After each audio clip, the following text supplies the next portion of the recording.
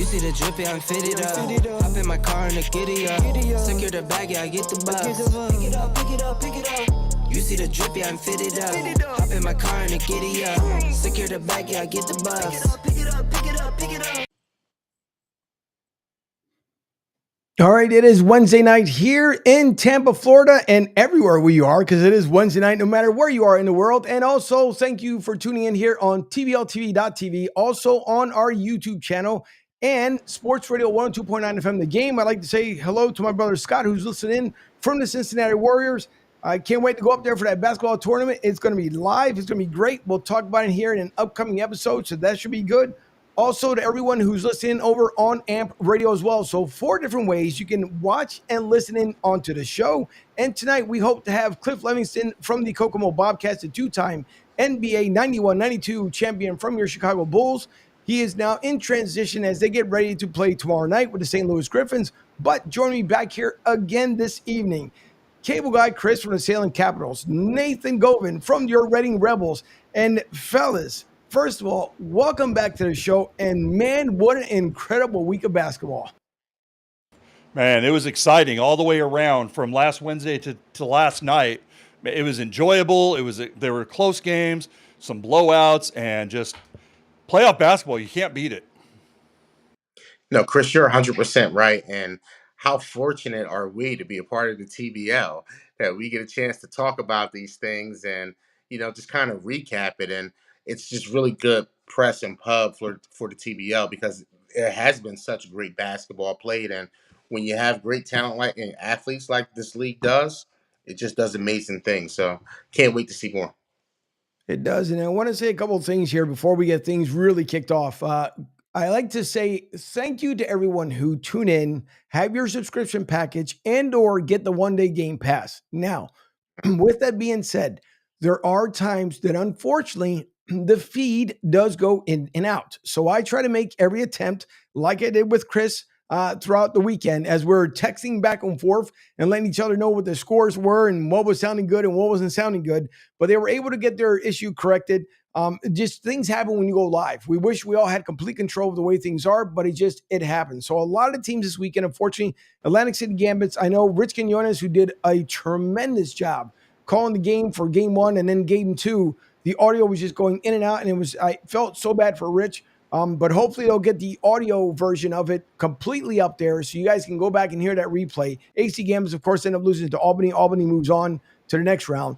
But I wanted to say that because I know a lot of people were frustrated. I can see it on the feed. So I apologize on behalf of the TBL because there's just certain things you cannot control when it comes to the feed. If we were... Yeah, go ahead, Nate. I was going to say, part of ours is that, some of it is you're in these big cement block buildings using either a hotspot or a common Wi-Fi from a school or whatever you're using, and you've got so many people on that your bandwidth just stinks. In our case, we tried. We're in an armory in Salem, Oregon, and it is literally a big cement building, and we just did the best we could. Once we got it up, I said, hey, we're here. And Bobby P., our media guy, he's actually sending the full game of Sunday's game to the league. We're going to get it updated and have that on there with no interruptions because we record the tape as well. So we'll be able to get the full broadcast like Rich will too. So, but yeah, it happens. Technology, my daytime job is in telecom. It's a curse and a blessing all at the same time. Yep. And it's great when it works, but it sucks when it doesn't. Yeah, and that's the best way to cap it off. That's exactly it. But speaking with, and I'll get back to Chris, and if we remember as far as he comments in a broadcast, but also the long-awaited, and if I'm a little distorted tonight, I'm going to say this much to everyone. No matter which company is out there, and you battle with these companies, make sure you never stop battling with them because in the end, hopefully you'll get the outcome that you're looking for. I've been waiting for the longest for something to finally be developed, and it's finally developed. So if you're listening in on Sports Radio 102.9 FM The Game, on AMP Radio, right here on TBLTV.tv, and also on YouTube, both on Android and the App Store, Sports Radio 102.9 FM, the app is available. So you won't ever miss a show if you are on the road. So please do me a favor. After all the hard work and the blood, sweat, and tears and a lot of overnight lost sleep, they're finally available so you guys can listen in, hear live as you do here tonight, and then you'll be able to catch the replays as well. So again, I can't it was just a battle. I'll put it that way. It was long, it was hard, but it's finally done. So I'm glad that you guys are able to at least now be able to download the apps that are for everybody can not miss a show. And whether it be in one-on-one with Angel or regular Broad Street South show, it's on Thursday nights, the East Coast, West Coast sports show, also on Thursday nights. The whole slew of shows, including Rob Motti, Tony Bruno, everybody is on there. So you guys can tune in and listen to that. But with that being said, I'm going to flip it back here to Chris because I will say, as the feeds weren't working, one guy, just like Rich, Chris kept bringing it and bringing it and bringing it. So the levels kept going up. And the best part about it is that everybody in their professionalism with the TBL, no matter what happens with the feed, and I know my brother Rich was getting upset, and I don't blame him because it's tough. The great thing is that you guys didn't miss a beat. The fun part with Salem was I actually would take that screwed up feed because it made for such a hyped up game where you guys just came back. And then not only did we go into overtime, as I put it on social media, you guys went into overdrive, then overtime. It was absolutely insane, Chris. I couldn't believe that game. Yeah, it was unreal. And, Seattle and Salem is just the new, like I said last week, the new Northwest rivalry that isn't going anywhere. And when they come here, we go there, they play. And I mean, I was saying it on the end of the broadcast. I had to check my heart rate again. I had to check my blood pressure because I was standing like at the end of it. We're at a table in between aisleways and I had to stand up to watch the game. I wasn't even looking at my monitor at that point. I'm just watching the court and I'm just calling it, standing up, hands on the table. It was exciting for me just sitting there or standing there, I should say. Oh, that's great, man. Glad you were able to be a part of it. And it speaks to just having good people in a place to stay in their lane of professionalism and finish the job, man. Sometimes you get caught up in your emotions, and these games especially, you kind of get vested in your teams, right? I didn't know a lot of these guys who played on the Rebels this year, but like 3-4 games in, I'm like a super fan, and they kind of just win you over. So it's hard to just kind of be even kill, especially when things are going wrong. So I mean, big shout out to Cable Guy Chris. Tip my hat to you, good brother, and the best is yet to come for you, man. I can see it. Hey, this is just a side hobby. This is for fun. That's the best part about it. I do this for fun. So and it's enjoyable. I mean, when you're just like I said my first time on a microphone was on an actual TV broadcast was last year at the beginning game of the season. So I critique myself. I'm my harshest critic, but when it comes to stuff like the errors and the video feed and all that stuff, like there's nothing you can do. I'm just going to roll with it. And the team, we do what we can. And that's the best part about it. It is. And that's a fun part. Like we talked about last week, the hardest part is that when first of all, when you run solo, as Chris knows, and Nathan, you'll start figuring that out as well. When you start doing a lot of the solo stuff, it's hard when you're trying to put the content together because it's a lot of things you want to make sure that you don't reiterate over and over again. The fun part is you get to learn your teammates, the opposing team. Unlike us, the broadcasters within the TBL, we don't have a piece in our ear and a studio truck somewhere out in the lot and saying 22 Rogers, 33 Smith. We don't have that stuff. So it's basically knowing who your players are and getting to know them. And then the worst part is, and it's happened. It happened to me during the Titans game, is that when the players decide, you know what, I want number 8 tonight, you wear 10. And then if they do it in the early part of the season, you're calling the wrong name until you figure out, wait, no, that's not Smith. That's Rogers. Why is Rogers wearing Smith's jersey? So it's a lot that you have to put together. It's the worst thing because then at the end of the first, you got to go back and tell everybody, all right, I apologize. Apparently they switched jerseys, blah, blah, blah, and all the good fun stuff. But as long as you get it right at the end of by the end of the game, it's great. And the other part too is, and Chris, with a couple of interviews that you had during the half, after a game, your former coach, by the way, who surprised you guys coming up at the game as well. The fun part is when you get unexpected portions of that. When somebody comes up that you didn't expect to be there, and now you switch from being that broadcaster tuned into the game. Now you're talking to someone else who's there that's been a part of the TBL, and you guys are talking, and then the fluid is just going really well because you guys can speak. Chris, as you did, you're speaking to your former coach. He decided to join in on the broadcast. You guys are talking about the game, but you're also going back and forth with the interviews. And I will say one of the hardest things that you can do as a broadcaster is do just that, because you literally have to split your mind into two. Focus upon what's going on in the court, and in the meantime, keep this entertainment going so that someone who's listening in, if they're not watching you guys, obviously physically through the visuals because everything's going on in the court, Yep. that you guys and the commentary and the play-by-play, that all that stuff comes through smooth. The one thing that I absolutely love about Rich when he calls his games is that it's just he gets so intense. And Rich, I will say, calls a very fair game because he likes to make it even on both. Now, obviously, if the gambits are getting hot, and people can say whatever you want to, as a broadcaster, are you going to show some favoritism towards your home team? Of course you are. Yes. This is who you are. You just are. That's just the way it is. But Rich, the great thing about him is, he gets into it. And then once he gets into it, he's just on straight fire. And I hate when they take the time out because even though that gives him a chance to kind of calm down and come back to where he was and then gather himself up again, you already know the minute that ball's in play, he's ready to go. And that's why I said the same thing with Chris. I mean, you can see it as the fourth came around and the game became more and more intense for the BobKats, for the Capitals. The great part was that I think, and truthfully, I will say honestly, I think Seattle thought, you know what, we might have this one. But the battle coming off the paint, the battle coming off the boards, you can just see where the Capitals were starting to make the right moves. They were boxing people out the way they should have. And that's what gained that momentum. The excellent part was to hear the color commentary play-by-play by Chris, because as he was describing what was going on, and if you were on the radio, you guys would have had the perfect vision of what went on with that Capitals game, because once it went into overdrive and into overtime, it was something else. I mean, that was probably one of the better games for sure throughout the week because it was just beyond intense. So again, broadcasting, not the easiest thing to do. I know we hear a lot of people saying, "Oh, it's easy. Just throw the mic in front of me. Whatever you guys say, it must be truthful, right?" No.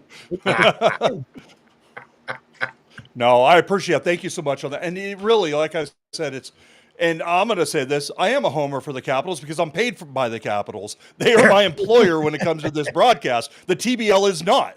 Now, for the TBL were paying me, I'd be neutral. I'd enjoy both sides. But at home games, no way. When I'm behind the microphone at the Armory, I am a Salem Capitals employee. I'm a Salem Capitals ambassador. I am rooting that broadcast as a Salem's Capital broadcast. And that's the way it's going to go. Now, if something exciting happens on the other end, yeah, but for me, it's wall the way. The excitement, the dunks, the fouls, the everything, And the one thing I will say from Sunday's game, and I was expecting criticism from the league on it, is Michael Carter III went down with an injury in the second quarter. Yeah. Now, he sat out at bad elbow. I mean, he landed on his elbow hard. I talked to him after the game, and he was going to get x-rays immediately after. But he's a hardcore player. His coach kept putting him back in, and Michael refused to be seen by the trainer. I said it on the broadcast. I said he has every right to refuse to be seen by the trainer, but at what point do you put your health before the game? And I was very critical, and Brian Stevens, our former head coach, was with me too.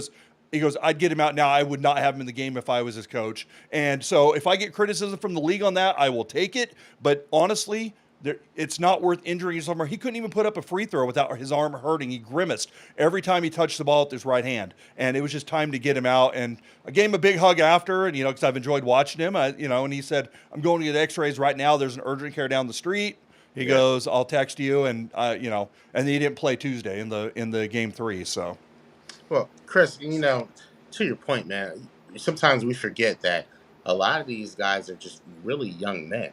Some of them still kids, and they're not thinking about their futures and things like that. They're caught up in a moment, a big time game like that you were calling, and I could imagine not wanting to come out of the game, refusing to get treated. Hey, just coach, put me in, let me go do my thing. But you got to remember, you got to live to play another game, and you also don't want to be a detriment to your team. So obviously he wasn't this night because they still were able to pull it out. But these guys, these young, I don't want to call them kids, but these young men have to remember that your health is important, and at some point in time you just got to shut it down. Yeah, you do. But I will say, and I'm glad that Chris brought it up too, because you could see Carter. I mean, he wasn't trying to give up. But Chris, I'll agree. I know, yes, could have league had said something? They could have. I think they pretty much let it go because you were describing the moment. And it was just tough to watch his arm, and it was just dead. And he went up for 2 fouls. And that first foul, when he went up for it, I mean, he wasn't going to make it, but the minute that ball left his hand, you can see that arm rotating back. I mean, he was just grasping for it. And then, obviously, towards the end of the fourth or late in the fourth here, you can see that finally they had him on the sideline, but he was still running around and trying to get his team, as far as up and running. The one thing I will say, and which I will critique, is that he should not have been allowed. There was a couple of timeouts. There was a couple of plays that he walked into, and he should have been next to the referees and or the head coach. And I'll keep it at that because I won't say what exactly went on. But he should have been able to walk up and have access there. He should have stayed behind just like everybody else on the bench. And if you were on the floor, obviously you give the referees the time to be able to talk. Now, do we know in every major league sport, and no different than the TBL, are the refs always going to get it right? No. It's just the way they are. They call it the way they see it. Were there a lot of calls that didn't go right for the Capitals? There were. I mean, and Chris pulled them out. Rich also mentioned it as well during the AC Gambits game. There was a lot of calls that weren't played, and a couple that won on the Gambits. I mean, he was literally running up the court, and he got his arm smacked, and the ref was right there, never called it. So, it's just the way things work. But for Carter, I did feel bad. I honestly did feel bad how he was, because, I mean, he's a trooper. I'll give him that much. My hat's off to him because he tried to hang in there as much as he possibly could. And Bleacher Brothers, thank you for tuning in. Appreciate you guys. You guys can listen to the Bleacher Brothers, by the way, over on the No Filter Network. And I thank those guys for tuning in. I appreciate it. And by the way, we'll be over there come Thursday night, the live show, Broad Street South, over on the No Filter Network, as we come back to the network again, which is a lot of fun to be over there. But thanks to the Bleacher Brothers for tuning in. And again, I thank you for, as we're coming up now, at least a little bit quarter past the hour, here, everyone who's listening on TBLTV.tv, also on Sports Radio 102.9 FM, The Game, AMP Radio, and right here on YouTube. But listen, it was exciting. I just love the momentum of the games over the weekend. I mean, it was just nuts. I'm trying to remember who was the other one. One of the other teams, and I know it'll come to me as I think about it. Me and my producer, she'll walk in as she's listening in. Yeah. One of the teams, unfortunately, and this is where you really have to kind of take a step back if you're producing an actual live shot, because I think it might have been somewhere where a camera wasn't available. And so you can kind of tell that they just handed it off to somebody. And I guess to put a business card here into play, you can see where the camera was being basically shaken back and forth. And so on the comments, people were saying, keep the camera still, do this and do that. And I believe they didn't have the broadcaster over the weekend. So lessons to be learned, as we always know, throughout the season. Everybody, the broadcasters can have their own meeting away from the team market owners, and everybody can get together and they can go back and watch their tapes and see what went right and what went wrong.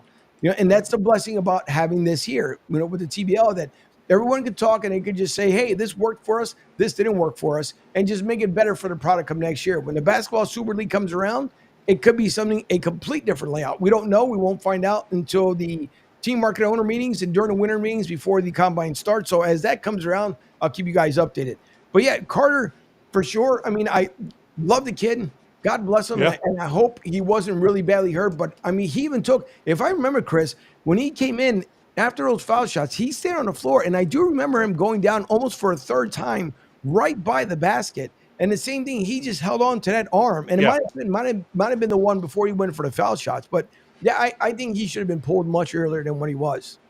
They pulled him with 3 minutes to go in the third, and that was finally where he stayed out. And I did call it out as well, is that, I'm saying, hey, at least he's not sitting there sulking on the bench. He's up talking to his teammates. He's riling them up. He's still being a leader from the sideline. Now, as Angel brought up, he shouldn't have been at half court talking to the officials, shouldn't have been at the scoring table. He should have stayed in his lane on the bench. And that's where, there were some comments made as well.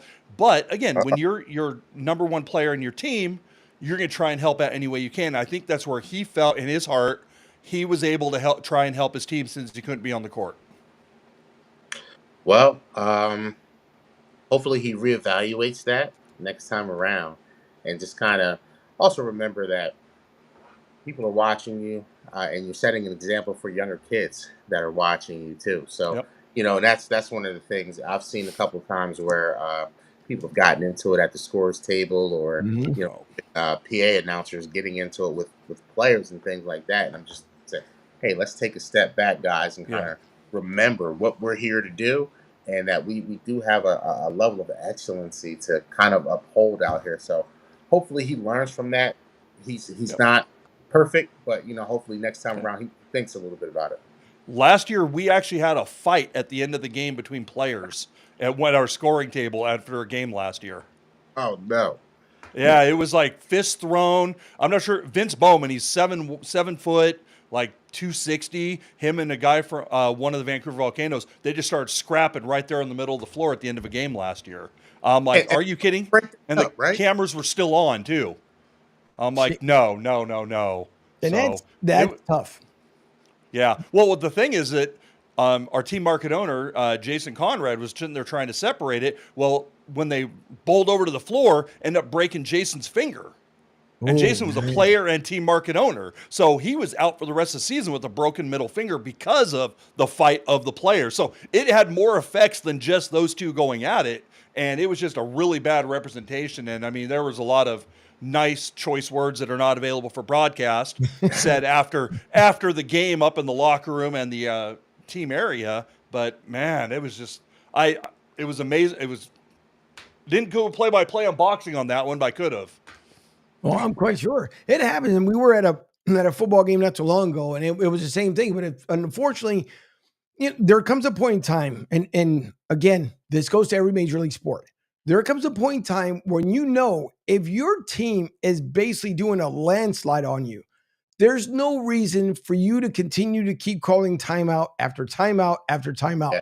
It's over. I don't care how much you look at it, especially in a game of football. If you're down by 35 and there's a minute 10 left, what are the odds you're coming back 35 points in a minute 10? But unfortunately, players get caught up in the moment.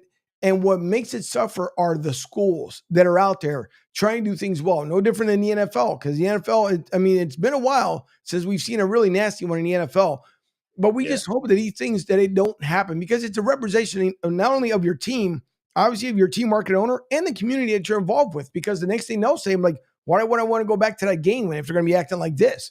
So, and it's tough. And we know, everybody knows this in America. You have cities that have a stereotype. And I will tell you, coming from Philly, Philly is the number one city that people say, oh, they throw batteries. Oh, they throw snowballs at Santa Claus. Oh, they do this. And everybody has it. We've seen videos last year. Matter of fact, I think it was from San Francisco. I think it was the Niners and the Raiders. And as much as they talk about, and it might have been the year before. No, before the Raiders went to Vegas.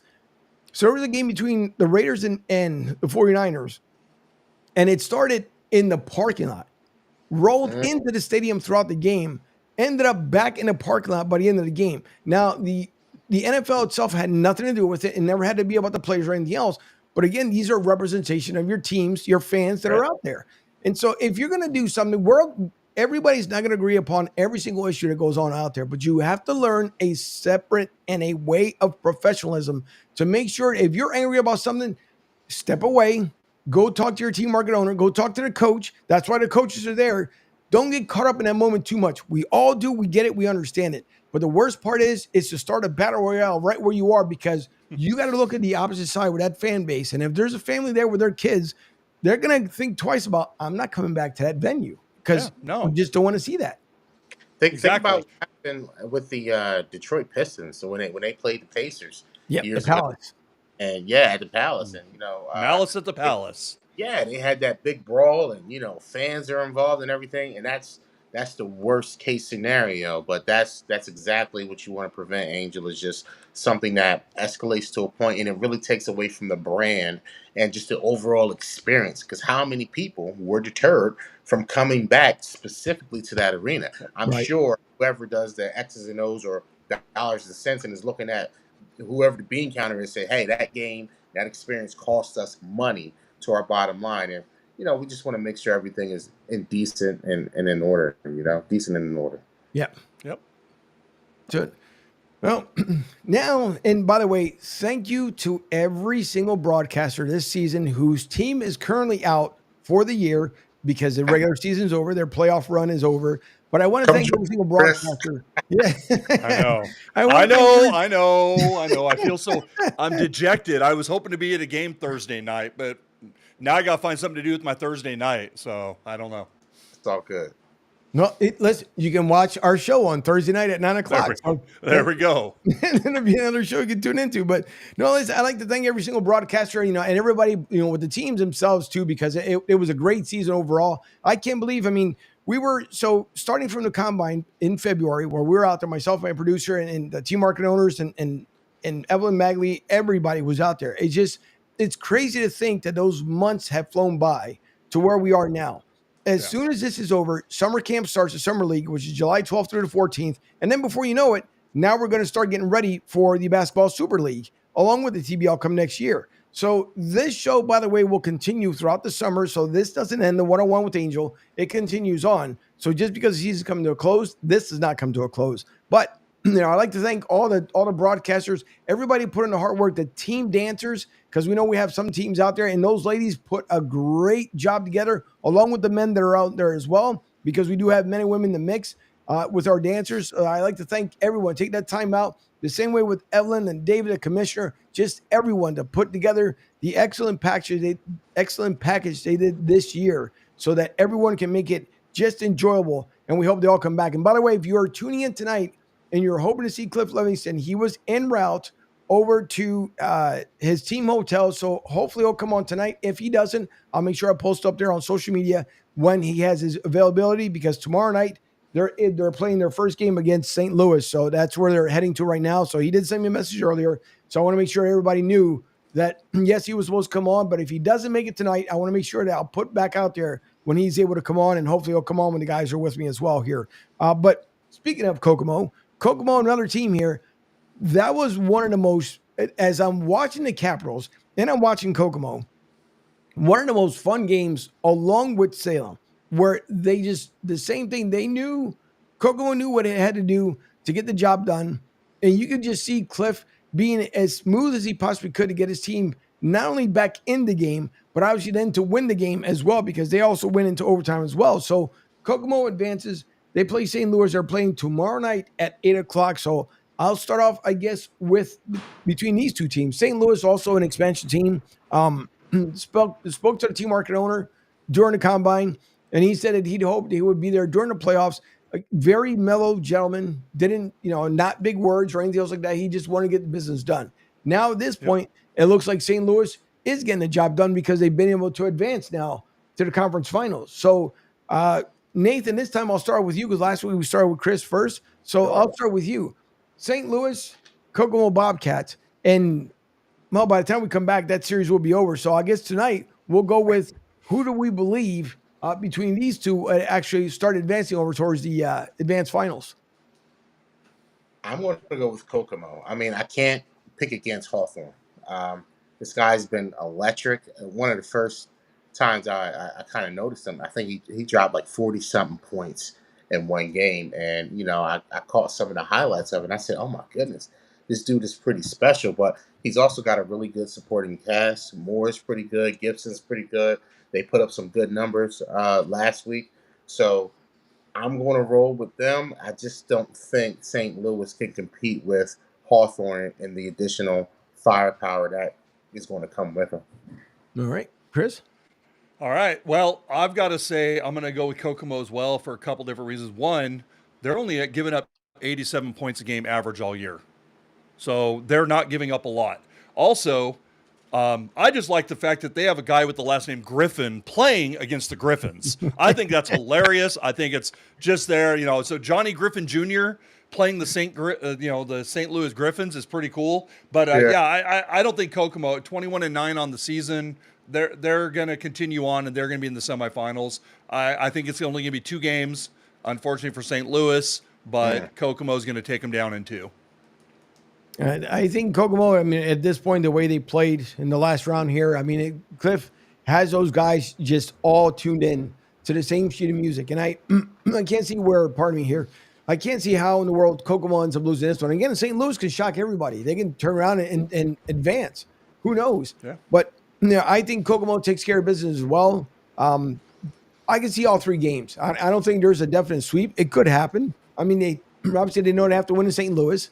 So it could happen 2 in a I row. think it's at least one. I mean, I'm just looking at some of their stats and things like that. They got some players out here. Young's a good player. Lathan's a good player. Goodwin's a great player. Um, they're averaging 16, 14, 10 points a game. So I don't think they're going to be able to score with them consistently, but I think they still won game. I think Kokomo comes out, they have one bad night, and then they pick it back up and get on the road again and eventually get them. But I think St. Louis gets one game, so put them down for one from me. All Okay. right. Now, Paul Hill, the gentleman Paul Hill, unfortunately was injured. And going to tell you a little backstory when it comes to Paul. Paul is from the St. Louis area. Tried and worked his heart out to be able to, and his goal was to make it to the TBL. Finally had the opportunity of doing it through hard work and Tony Alexander, who mentors him. And you guys can follow his work on Twitter and on Instagram. Tony, great guy, great mentor. I mean, that guy is so smooth. He can write poetry with the worst words possible. That's how smooth this guy is. But he's a great guy to talk to. But Paul Hill tried his best. Finally was able to make it. Did everything he had to do and made it with the Griffins. Unfortunately, got injured before the entire season, ended up getting kicked off, and he went out with an injury. So hopefully he'll be back. Same thing. He's got what he calls the Paul Hill experience. Very motivational guy. Went through a lot. He was on with me. If you guys want to check the show back out on Broad Street South, I want to say at least about 4 or 5 months ago. Tons of energy. It was a lot of fun with that interview. So you guys want to check it out, go over to Broad Street South, and you can look under the Broad Street South live shows, and you'll go back and see Paul Hill and just a great individual. So I hope he comes back next year. Again with St. Louis. I know it was his hometown team. He was able to try out in California. And I don't want to state the names of the team because he did try out twice. It didn't work out. But in St. Louis, put him in the work, and he finally got the opportunity. So hopefully they'll bring him back. And by the way, for those also who don't know, the team market owner of the St. Louis Griffins, not only is he the team market owner, he's also the mayor as well of his town. So he pulls double duty, which is the most interesting, most interesting ever, which it was fun to talk to him during the combine. Because again, what are the odds you run into an actual mayor who's also a team market owner? Right. So that was fun talking to him. And then, so now we also have Potawatomi against Shreveport. Shreveport, obviously, but you can almost say, are they a run to the Lily? We know, obviously, with Coach, 5 championships. We know that he can get the job done. Shreveport, once again, slow to get into the playoffs. In dominant fashion right now. They're running the table. Again, playing against Potawatomi, who had a phenomenal year. You can't take that away from the Fire either because they had a really great year this year. Yeah. So this time I'll flip it over to Chris first. Between these two, between the Mavericks and the Fire, who do you have to advance to the next round? Yeah, I'm going to be honest. I'm going with the Fire because Shreveport was 20-4 on the season. 3 of their losses were from the Fire. Wow. They have their number. So I think I'm going to go with the Fire in this one. It's going to go 3 games, but I'm taking the Fire to go into the semis. All right, Nate. Yeah, I can't really argue with that, Chris. I mean, when they got your number, they got your number. And I'm just sitting here looking at some of the stats and things, and you hit the nail on the head. They're going to get swept. I hate to say it because people are going to watch this and probably hate me for that, but they're probably going to get swept. You said you think they'll get 1 game? You think they'll win? I said it'll go 3. Nah, I think it's a wrap, man. If you've lost 4 times already, it's a wrap. All right. Well, I will play then devil's advocate and say that I went against Chris last week, and wrong choice. I went against Chris last week, and of course I ended up losing that one as well. So I might as well go, keep my record going with Chris. I'll go against them and you, Nate, and I'll say the Shreveport that somehow finds a way in between these playoffs to be able to pull it off. And who knows? They could probably do it. Again, when you're chasing the Lily, I mean, you're not guaranteed to get there back next year. And even though there are less games than you have in the NBA, it is a lot tougher road to get back there once again to the finals. So maybe Shreveport pulls it out. I don't know. We'll see. Again, yes, the Fire have had their number all season long, but we'll find out whether they're able to move on or not. So then it brings us to the Canadian team, the Newfoundland Rogues, and also your Albany Patroons. Now, I will not say or say, does it come with controversy when it came between Albany and AC? Well, it all depends on how you looked at it on those games. I'm just saying, just throwing We it can out ask there. Rich. Yeah. We know his answer. That I could. If he was off tonight, I'm pretty sure I could get him on the horn, and I'm quite sure he would he would have stated his opinion. But maybe come next week, they'll end up bringing him back on here. But no, listen again. Albany took care of business. No matter which way you looked at it, they took care of business. AC gave it to Raw. I will say this much: the Gambits did try, but as Rich said, Albany has had their number now for a couple seasons, and it's tough. When you have teams that just have your number, it is. I love my Sixers. Don't get me wrong. We just can't get past either round one or round two. It's just been it. Yeah. Now with a brand new coach, it'd be a whole different story. But that's a whole different league. But when it comes to this one here, Albany had the Gambit's number. Now they're coming against Newfoundland. Newfoundland this year, when they start out hot. I mean, they were on fire. And then they had their little cool down like everybody else did, just like the Seahawks. Seahawks started on fire as well, and they got their cool down. But you got Newfoundland and Albany. Me personally, I think the Rogues win the series. Nate? Wow. So I hate to pick against the Patroons. I really do. They're a really good basketball team. They got really great point guard play. I really didn't think that they were going to beat the Atlantic City Gambits. As I picked last time, I picked the Gambits to win. But I wonder. There were some controversial calls as we've talked about already. But I do wonder. Atlantic City had a coaching change in very recent times. When they played against the Reading Rebels in my game.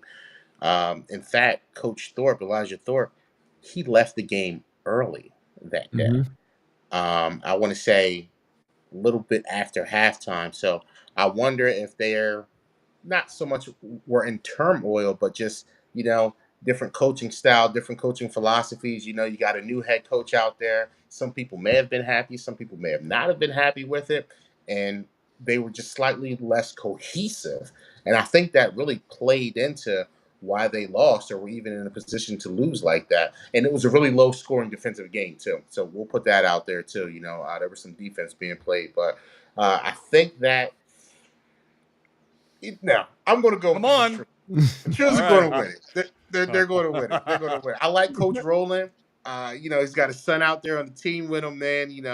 Father who's put out 5 different collegiate athletes in his family. So he's got 4 girls, I believe, and 1 son who plays with him. So I want to see him do it. I'm rolling with the Patroons, and they got history on their side, don't they? They do. They definitely do. They got. Yeah, they got some good championships. The history of the Patroons go way back, other than the TBL. Just like Shreveport, for the Mavericks are the same exact way. One of the 2 most historical teams in the TBL and the ABA from years past. But yeah, Albany. I mean, Coach Rowland. Don't get me that guy. Listen, great coach, very serious coach. So serious when he's yet to come on with me. He was supposed to come on, had to get it rescheduled. But very serious. Obviously knows the game really well. Had left if I remember correctly, from the Mavericks to go back to the Patroons about 2 seasons ago. So, I mean, he's doing all the right things and hitting all the right cylinders. So Albany, and we know they made a stretch last year, a stretch run, just came up short. So, I mean, that's my call. But Chris, your take in between those 2. All right. Well, first thing I'm going to tell you is, looking at the stats here alone, Newfoundland has already played – they played 40 games this year. Right. Wow. Unlike everybody else who played 24. So they have 16 extra games under their belt, which means they're more battle tested, and they've been traveling. They've been on the road a heck of a lot more than any team in the league. They've been playing all over the country. With that said, they've been averaging 124 points a game, and Albany's only averaging 107. So game 1 is in Newfoundland. And I think Newfoundland's going to take that one. But overall in the series, I'm going Newfoundland. I'm going the Rogues. I'm going to say they're going to take it. And I'm not even mad at you, Chris, because as I just in preparation, I was looking at Armani Chaney, And Yep. this dude puts up points, man. He does put up points, and that's why I kind of struggled. I was going to go with Newfoundland first, but I said I'm gonna rock out with the Patroons because I like Coach Rowland. But on June 1st, he drops 42. Yeah. On June 3rd, he drops 30. Both of those games, he had 8 assists. So what that tells you is that not only is he attacking the basket and hitting shots from outside, but he's setting other people up. Yep. So he's responsible, even though he's averaging 29 points a game, he's responsible for another 16 to 18 just because he's dishing off dimes all day, too.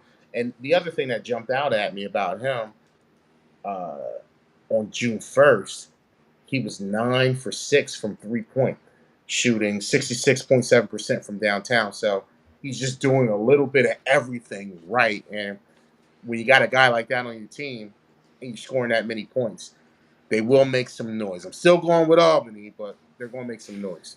This is the most balanced game of the conference finals. When you look at the team comparison stats, this is literally within like percentage points the most equal game out of all 4 games this series coming up. So it could be a coin flip, but I'm still sticking with the Rogues. Yeah. So now we have to remember as we do this, because I'll throw up there on social media, which we think that the teams will end up going there. Just like I owned up to going against Chris last week. I made sure. Yeah, he mollywopped both of us, man. He got us. He did. Had to call it out every time. Here you go. Look, here we go. I hear him right again. That's right. We'll see. We'll end up seeing what happens over the weekend, and especially tomorrow night when the games kick off. And then our next one here, matter of fact, I might be, if I remember correctly, all of them. Yep, that's all 3 games here. We did not hit the West Coast. They didn't put it on the schedule yet. So, which is Seattle and Long Beach game 1 is in Long Beach down at St. John Bosco High School, and games 2 and 3 will be in Seattle as the number 1 overall seed in the West. So, you know what? I'm going to tell you, even without MC3 playing for Seattle's going to take the series. They've got Alfonso Anderson and Jordan Bell, 6'9", 6'11". Alfonso Anderson, if you don't put a body on him or someone in his face at all times, he's going to hit you with threes. He's going to hit you down low.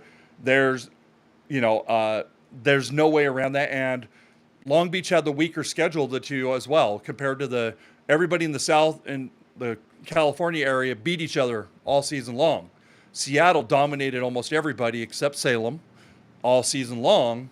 And I'm going to throw in there the Rogues too. They had some battles with the Rogues that went 1-1 with the Rogues. So, and head-to-head, they're 1-1, but Long Beach had a 2-point win against Seattle. Seattle had a 20-point win against Long Beach. So I'm going Seattle in this one. All right, Nate?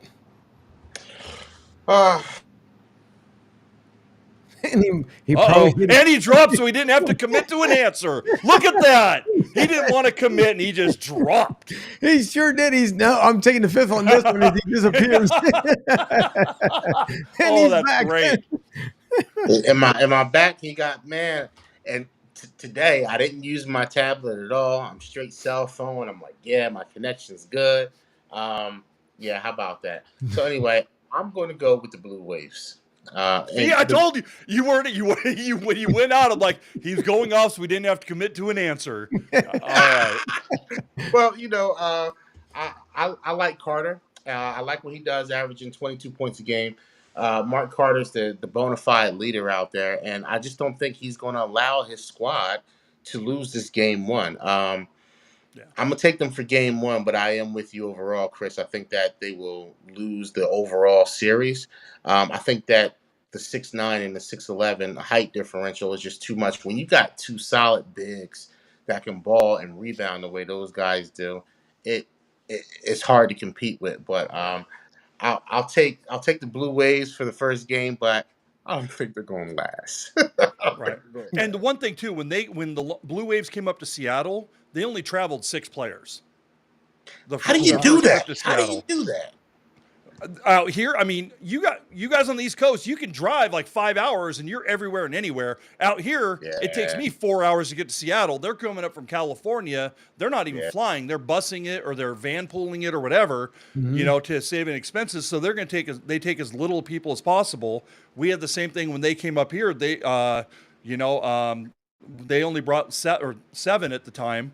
And so when they're coming up north, now maybe the playoffs will be different. They're going to travel everybody, but we don't know because again, and Angel and I talked about this privately, is like some of this is about team market owners have budgets. What do they have available at the end of the year? Did they get their revenue? They may not have the money to travel, and not saying that that's the case with this game, but why did they bring 6 a month ago? You never know what's going to happen. So, I'm hoping they bring more than 6 people, because if they only bring 6, they're just writing a check that they're going to be out in game 2. I mean, that's all that's going to happen. It is. And I agree with what originally you said. If Michael Carter III will be out, I still think not only will they win this, I also believe that Seahawks are just going to sweep it and just be like, listen, we're just moving on to round 4. That's it. We're done. We're taking care of business and moving on, because right now, again, they're riding that momentum train, and you got to look at it. Salem, I will say, will probably the most of the teams to challenge them to this point was Salem. And if the Blue Waves can do the same exact thing, then they can steal one away. Not taking anything away from the Blue Waves, but you're not Salem. Yeah. No offense. You're not. No, and not at all. They just knew. I mean, you can start seeing when they were setting up the keys, when they were setting up the perimeter, they were setting up that triangle. You could just see where Salem was just knocking it down. And we talked about it beforehand. When I say you live by the 3, you die by the 3, one thing that I will applaud Salem was they didn't live and or die by the 3, because they were going in the paint. Your fadeaway jumpers, they were doing everything, the fundamentals that you look for in a team, they were doing things exactly right. And as far as blocking out the Seahawks, that's how they were able to send that game into overdrive, because, again, it was a thing of beauty. To me, it was an instant classic. I'm just putting it out there. I think it was probably one of the better games started in Kokomo over the weekend. An absolute instant classic, the way things worked out. So I can't wait for that feed to come up, Chris, so everybody can go back and watch the same thing that we're talking about here tonight. So I think the Seahawks take it away. They sweep it, and then we advance, and we wait to see what happens throughout the weekend in the process, so that come next week we'll find out. And as soon as we find out what the times and availability are for the Seahawks and the Blue Waves, I'll make sure it's thrown out there on social media so everybody can kind of keep up with. So again, interesting matchups coming up. I think it's going to be a great weekend of basketball. And I'd like to thank those who tune in tonight, because, yes, you could be watching Game 3 of the NBA Finals, which a lot of us pretty much are. It's probably going to happen. And we talked about that, at the moment, but I won't talk about it too much, because we are here at the basketball league. So I want to make sure I keep it respectful for both leagues. But I can't wait to see what's going to happen over the weekend. I think it's going to be a great time. I think the TBL is making all the right moves to finally be, to get over it in year 5 here. The fan base is starting to grow little by little. You can start seeing that these teams are finally starting to put their game plans together and figuring out what they need to do to come back in years 3 and years 4. Salem doing a great job. Reading tried, they tried their best this year. Same with Lehigh. There's a lot of teams that really tried the hardest. And hopefully they'll come back next year. And if you guys are brand new to the league, do we have teams that don't come back next year? Yes, truth being told, some of them don't come back. And then we have some that we thought weren't going to come back, and they do come back. So we're hoping to see some of these teams to be able to come back there. I mean, this year we saw a couple of new teams out from the South. Texas with Prescott Mack. He's bringing his team back next year. He had to take a year off because he brought the Central Georgia Buccaneers down. So it was just – there's teams that we hope they're going to come back. They should come back. And I want to, again, applaud every team that tried their hardest to get to where they are. So for the rest of the teams that are in the playoffs, keep chasing that lily, because it's not too far away before them dreams come true for one team. So I like to end. And by the way, folks, just to let you know, as we get things wrapped up here, when you talk about fluidity and putting a team together, these two guys here, mind you, none of us did a broadcast with each other throughout the season. So I just want to tell you, when you can pick the right team to give you that entertainment value on the radio, and as far as you guys see here on TV, it makes it all well worth it. So Chris, Nate, once again, gentlemen, thank you for joining me tonight, and I can't wait for us to do this again come next week. I'll be ready for next Wednesday to have you guys eat some crow on your picks, and we'll call it out on Twitter as well as they happen. I'm like, we'll see how it goes. Well, look, man, if I got to eat it, just put some barbecue sauce on it or something, Chris. could you please help me out? Throw it on the smoker or something, man. Do something for me.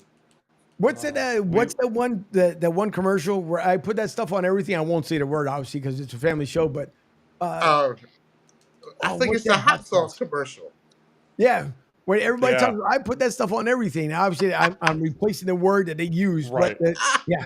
But so I won't say that other, Oh, but whatever the company is, you're welcome for the free promo. But no, listen, once again, and by the way, before we end this, Nate, I'll start with you. Make sure you share out your social media so in case people want to get a hold of you. Oh, Madden underscore Guru 856 is me on Instagram, and on Twitter it is at Govan Nathan Nathan Govan Govan, and that's how you find me, man. Hit me up. I'll respond back. Love you guys, Ainge. Thank you for everything that you do, and giving us a platform to do our thing. And Chris, you the man. I can't hate on you, baby. Well, thanks. I appreciate it. So my socials, Twitter and Instagram is CBL Guy Chris, short for Cable Guy Chris. CBL Guy Chris on Instagram and Twitter. And hit me up, follow me on there. And it's Cable Guy Chris on TikTok too. I got some good stuff on there. If you want to see Conor McGregor from UFC events, want to see some live stuff, I've got some good stuff I put up there too. Nice. So you guys, listen, always follow the socials because you never know what Yep. and where these guys end up popping up. So again, thank you for everyone who tuned in here locally, nationwide, and overseas, especially here on TBLTV.tv, on YouTube, Sports Radio 102.9 FM, The Game, and also on Amp Radio. And don't forget that, yes, now the apps are available on the App Store and on Google Play. So download Sports Radio 102.9 FM, The Game. That way you guys won't miss any live shows. So when you're traveling out there, you can go back and listen to the replays. So with that being said, I also like to thank my producer over in Studio B, as she does a phenomenal job for me. I appreciate it as she's waving hello. So for everyone else, thank you. We'll see you all here right next week, Wednesday night at 8 p.m. Enjoy the rest of your evening.